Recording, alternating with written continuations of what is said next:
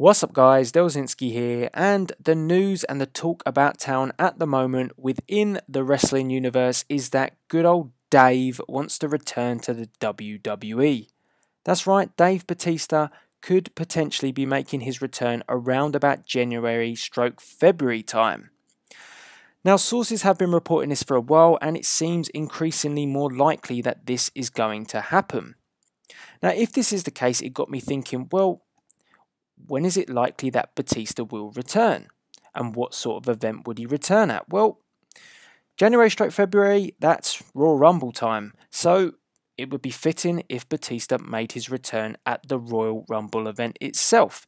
And that would make sense because we usually have big name surprises, big name participants, and Batista would be one of the biggest if he was to hit the Royal Rumble this year. Or next year, so to speak, 2014. So if Batista did come back at the Royal Rumble, how would I see it playing out? Well, I was thinking about this a little bit and I came up with the scenario that he would pick a feud with John Cena. Now you're probably thinking, well, actually, no, Cena will be having his rematch with Randy Orton at the Royal Rumble. Well, that's absolutely fine. He can have his rematch.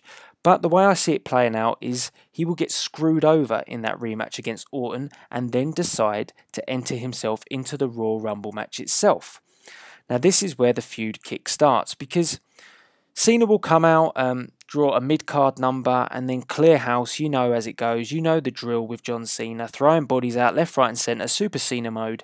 And John Cena is left standing in the middle of the ring.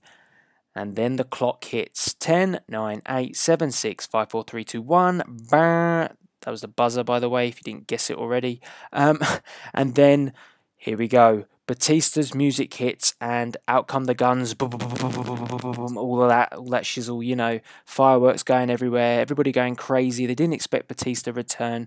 And then Batista hits the ring and then sends John Cena flying over the top rope. Now with this happening, not only does Batista eliminate John Cena, but then Batista, as opposed to staying in the Royal Rumble match himself, he decides to duck out over the top rope and leave the match as well.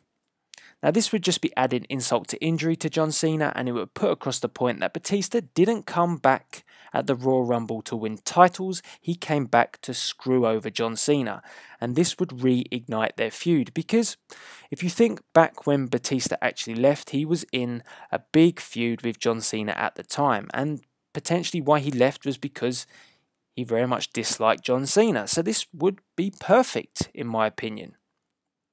Now, if I saw this happening, then this would build to WrestleMania, and WrestleMania 30, Batista would face John Cena. So I think story-wise and storytelling, this would be perfect. But other matches that could potentially happen for Batista if he is in the mix to go to WrestleMania 30, well, he could potentially face Lesnar. So we could see Batista versus Brock Lesnar. We could see a rematch at WrestleMania 30 between him and The Undertaker. You know, they had a good match at WrestleMania 23, so that could very well happen. Or even Batista could go up against one of the younger talents, maybe the likes of Roman Reigns.